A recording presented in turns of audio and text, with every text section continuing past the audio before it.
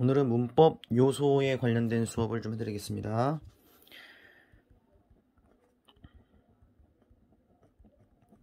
자, 우선 문법 요소라는 것은 국어에서 문법에서 가장 큰 단위들은 우선 단위에 관련된 것이고요. 의문에서 출발해서 음절, 형태소, 단어, 어절, 구절, 문장, 담화, 텍스트 이렇게 되는 담화, 텍스트 갖다 보시면 될 것 같고요. 그 단위까지가 문법에서 70%를 차지합니다. 나머지 이제 어법이 10%, 그 다음에 중세국어 10%, 오늘 배우게 될 문법 요소 여기가 또 10%. 문법 요소는 이제 한국어의 특성이라 보시면 될 것 같고요. 뭐 나머지 의미 파트가 있긴 하지만 그 파트는 문제로는 출제되지 않고 있습니다. 그래서 문법 요소에서 우리가 오늘 설명할 것들은 높임법, 부정문, 피동사동, 시제, 동작상, 인용법 이런 것들을 설명을 드릴 거고요. 먼저 높임법을 보여드리면, 자, 높임법은 다른 말로 경어법이라고도 합니다. 교과서에서는 높임법이라고 학생들에게 고유어 위주의 표현을 쓰기 때문에 높임법을 많이 쓰고 있고요. 근데 이제 경어법이라는 것은 높임과 낮춤을 모두 표현하기 때문에 사실 경어법이란 말이 좀 더 정확하다고 볼 수는 있겠죠. 그래서 높임법에는 주체, 객체, 상대 이렇게 세 가지 높임법이 있고요. 중세와 간단히 비교해 드리면 중세에서는 주체, 객체, 상대가 전부 다 선, 어말, 어미를 통해서 높임법이 실현됩니다. 그런데 지금 현재 우리가 배우고 있는 것은 이제 문법 요소라 말하는 것은 현대국어를 설명할 거기 때문에 현대국어 기준점으로 말씀을 드릴게요. 주체 높임법 우선 주어를 높여주는 거고요. 객체는 목적어나 부사어를 높여주는 겁니다. 상대 높임법은 말 그대로 대화 상대를 높이는 거고요. 높이는 방식을 따져보면 주체 높임법에서는 특수한 조사, 주어를 높이기 위해서 깨서 라는 특수한 조사가 쓰이거나 또는 특수한 어휘, 잡수다, 계시다와 같은 특수한 어휘, 그리고 마지막으로 아까 말씀드렸던 주체 높임,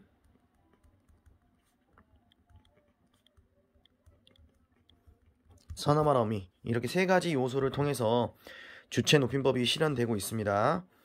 자, 객체란 녀석은 보시면 이 중에서 선어말 어미 파트는 객체든 상대든 없고요. 특수한 조사, 객체에도 특수 조사가 쓰이고 있고요. 목적어에는 없지만 부사어의 깨라는 녀석이 있죠. 특수한 어휘. 사실 객체는 거의 특수 어휘로 높임이 많이 나오기 때문에 굉장히 중요합니다. 이긴요. 상대란 녀석은 이런 방법이 아니라 종결 어미를 통해서 이루어지고요. 또는 접사 님을 통해서 이루어지기도 하는데, 이 접사 님은 사실상 주체나 객체에서의 용어에서도 쓰일 수 있기 때문에 상대에서만 쓰이는 건 아닙니다. 여긴 접사 님이라는 것은 이 셋 다 이루어질 수가 있다는 거죠. 근데 부를 때 님자를 붙여서 부를 때는 어쨌든 상대를 높여주는 거긴 하기 때문에 접사 님을 통해서도 실현된다고 볼 수 있습니다. 그래서 이렇게 간단하게 정리를 할 수가 있고, 그 중에 먼저 주체를 먼저 보도록 할게요.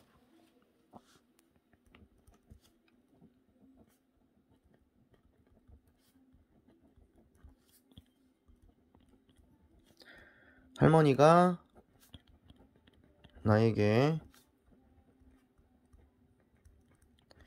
선물을 주었다 라는 문장을 높임법으로 바꿔보겠습니다. 우선 주어는 할머니죠. 아까부터 말했지만 주체, 객체라는 것이 높이는 문장 성분이 다르기 때문에 문장 성분 분석을 먼저 할 줄 알아야겠네요. 여기에서 주었다가 서술어입니다. 누가 줬죠? 할머니가 줬죠. 이게 주어죠. 나에게는 애게가 붙었네요. 부사 기억조사지 않습니까? 부사가 되고요. 선물은 목적어가 되겠습니다. 자, 주어를 높여준다 했으니 주어가 할머니가죠. 할머니가를 높여주시면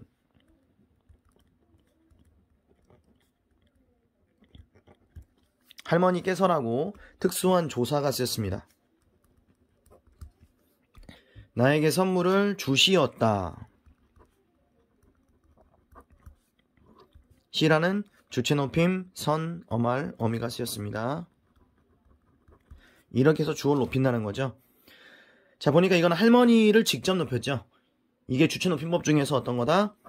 직접 주체 높임이라고 합니다. 그럼 그 말은 간접도 있다는 거죠.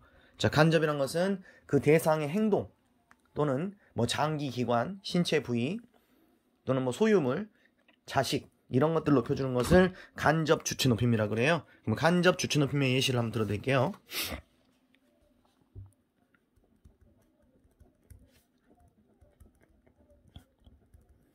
교장 선생님의 말이 있겠습니다. 이걸 높임보로 바꿔보시면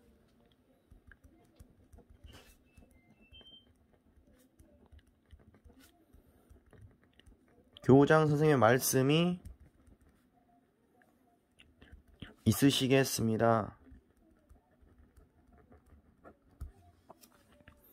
또는 있겠습니다를 그대로 유지해도 높임표에 어긋나진 않습니다. 자, 왜냐하면 현재는 말씀이라는 단어를 특수한 어휘를 써가지고 높임법을 실현하고 있는데 말씀 자체는 원래 높임의 대상은 아니죠. 교장 선생님을 높이려고 교장 선생님의 행동인 말씀을 높여준 거거든요. 그래서 있으시겠습니다라고 하면은 더 높은 마음이 되겠지만은 굳이 이 선 어마어미인 시 이거를 쓸 필요는 없다는 겁니다. 그러니까 써도 되고 안 써도 된다는 거죠. 안 쓴다고 틀린 표현은 아니라는 겁니다. 그런데 만약에 여기다가 계시다를 써버린다. 근데 말씀이라는 녀석이 계실 수는 없죠. 말씀은 직접 높임의 대상이 아니라고 했습니다. 그리고 계시다라는 용어는 아예 쓸 수가 없고요. 이런 말들만 쓸 수가 있습니다. 그럼 여기에는 주체 높임 선 어마어미하고 특수한 어휘 말씀을 통해서 높여주고 있고요. 여기에서 뭐 하나로 참고로 말씀드리면 말씀이라는 단어는 높임의 의미도 되지만은 낮춤의 의미도 되기 때문에 상황을 잘 보셔가지고 판단을 하셔야 됩니다. 제가 한 말씀 올려도 될까요? 라고 어르신 한 말씀 여쭙겠습니다. 이럴 때는 내 말을 낮추는 표현이 됩니다. 말씀은 높임과 낮춤이 모두 있다는 것을 기억해 놓으면 좋을 것 같습니다. 그래서 직접 주체 높임, 간접 주체 높임으로 이렇게 정리를 할 수 있을 것 같고요. 자, 그 다음은 아까 객체라는 게 또 있었죠?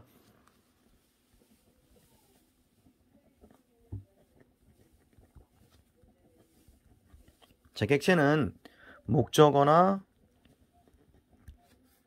부사어를 높여준다고 아까 정리했었는데 특수한 조사가 있다 했습니다. 특수한 조사는 깨가 있습니다. 사실 객체 높임법은요, 분석을 하는 것이 분석을 해낼 수 있으면 좋긴 하지만 분석을 아주 간단하게 하는 방법은 특수한 조사 깨, 그 다음에 특수 어휘를 외워버리시면은 쉽게 분석이 가능합니다. 특수 어휘로서 나오는 것들이 많지 않거든요. 특수 어휘로 나오는 것이 거의 4개로 한정되어 있다. 엿주다, 엿주다 또 같은 거예요. 들이다, 모시다, 뵈다, 뵙다와 같은 거다. 그런데 이제 뵈다 같은 경우는 좀 우리 유의해야 될 점이 눈에 잘 뵌다라고 할 때 뵈다하고 구분을 하셔야 돼요. 그거는 이제 그 눈에 잘 보인다에서 이라는 접사가 붙은 상태의 보이다인데 이 높임의 의미가 아니기 때문에 그 녀석은 그 눈에 뵌다의 뵈다와 구분해가지고 문제를 푸셔야 될 것 같습니다. 요게 들어가 있다면 객체 높임이다라고 생각하시면 돼요. 자, 문장 하나 또 해볼게요. 나는 할머니를 데리고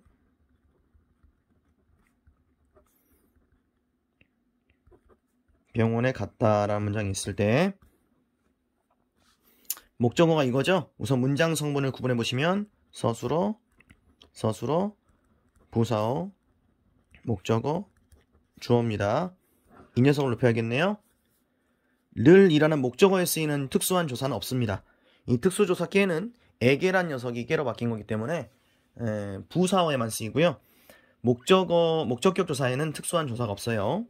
하지만 데리고란 말을 바꿀 수가 있죠. 나는 할머니를 모시고로 바꿔서 특수한 어휘가 쓰이게 되면은 객체 높임법이 쓰인다고 볼 수가 있겠습니다. 자, 마지막으로 상대 높임법.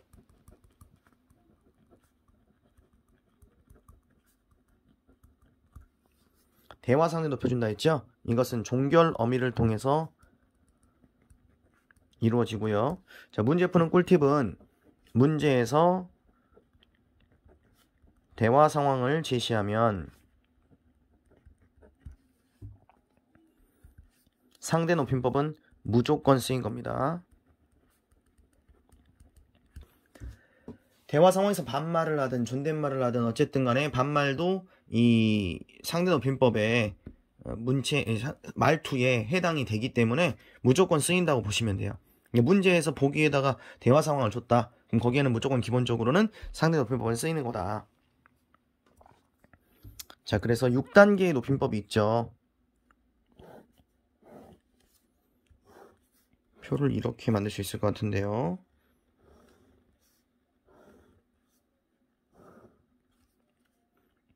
여기가 격식체,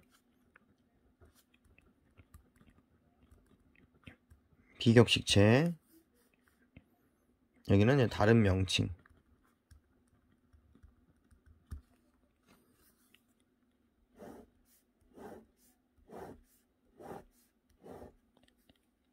가장 높은 것이 하, 십시요체, 그 다음이 해요체, 그 다음이 하오체, 그 다음에 하계체,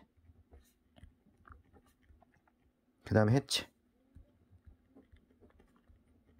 헤라체, 이렇게 이루어지고요. 자, 다른 명칭은 가장 높은 것이 당연히 아주 높임, 그 다음은 두루 높임, 그 다음에 예사 높임입니다. 여기를 기점으로 아래쪽은 낮춤이에요. 예사, 낮춤, 두루, 낮춤, 아주, 낮춤, 이렇게 됩니다. 비격식체가 격식보다 좀 더 부드럽고 친근감을 느끼게 해줘요. 분석하실 때 그거를 참조해야겠죠? 격식체는 방송 매체라든가 공적인 자리에서 쓰는 걸 말합니다. 이걸 통해서 어미를 통해서 상대 높임법이 실현이 된다. 근데 이 상대 높임법이 생각보다 오답률이 높은 포인트가 있어요. 어떤 것들이 있냐면 학교 내신에서 문제 나올 때는 만약에 어떤 문장을 준 다음에 이 문장을 뭐 간접 인용절로 인용법으로 만들어 보세요. 직접 인용을 간접 인용으로 바꿔보세요. 막 이런 문제 나왔는데 그 조건 중에 그런데 여기에서 이 인용절에 들어가 있는 서술어를 뭐 예를 들면 하오체의 청유형으로 쓰세요. 뭐 이런 식으로 하오체의 뭐 또 하계체의 명령형을 쓰세요. 나올 때 학생들이 생각보다 하오 하계체를 잘 쓰지 않기 때문에 오답이 발생할 수 있습니다. 자, 그럴 때는 이제 교과서의 내신 문제니까 수능에서는 어차피 그런 것들을 잘 안 물어보니까요. 내신 문제 같은 경우는 그런 것들을 문제를 출제할 수 있으려면 교과서에 그런 내용이 있어야 돼요. 근데 교과서에 이렇게 이제 하십시오부터 문체가 나왔을 때는 말투가 나왔을 때는 어투라 해야겠죠. 어투가 나왔을 때는 표를 만들어 가지고 가다라든가 뭐 이런 먹다 같은 기본적인 단어 가지고 그런 예시문들을 만들어 놓습니다. 그래서 그런 예시문들을 한 번쯤은 시험 들어가기 전에 암기를 잠깐 하고 들어가서 푸시는 것이 문제 풀이에 유용합니다. 자, 지금까지 이제 높임법에 대한 설명을 드렸습니다.